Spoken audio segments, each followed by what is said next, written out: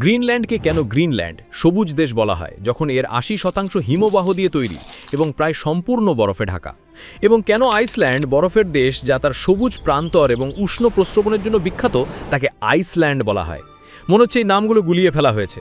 আসলে এটা ছিল নবম শতাব্দীর ভাইকিংদের একটা চালাকি। নরওয়ের ভাইকিংরাই প্রথম আইসল্যান্ডের উপকূলে পৌঁছেছিল। তখন ছিল শীতকাল এবং তারা বরফ আর তুষার ছাড়া কিছুই দেখতে না পাওয়ায় স্বাভাবিকভাবেই এর নাম দেয় আইসল্যান্ড, বরফের দেশ। অভিযাত্রীদের জন্য এটা সাধারণ ছিল যে তারা প্রথমে যা দেখত তার উপর ভিত্তি করে নতুন জায়গার নাম রাখা। উদাহরণস্বরূপ ফ্লোরিডার নামটি স্প্যানিশ অভিযাত্রীদের কাছ থেকে এসেছে, যার অর্থ ফুলের দেশ, কেননা তারা সেখানে ফুল ফোটার মৌসুমে পৌঁছেছিল। এর কিছুদিন পর যখন আইসল্যান্ডে জনবসতি গড়ে ওঠে তখন এরিক দ্য রেড নামে পরিচিত একজন ভাইকিংকে তার অপরাধের জন্য দ্বীপ থেকে নির্বাসিত করা হয়েছিল। নতুন জায়গার সন্ধানে সে পশ্চিমে গিয়ে একটা বিশাল বরফময় দ্বীপের সন্ধান পায়। সে বুঝতে পারছিল যে দ্বীপে বসতি স্থাপনকারীকে আকর্ষণ করা কঠিন হবে, তাই সে একটা চালাকি করে নাম দেয় গ্রিনল্যান্ড, সবুজ দেশ, যা আসলে যা ছিল তার ঠিক উল্টো।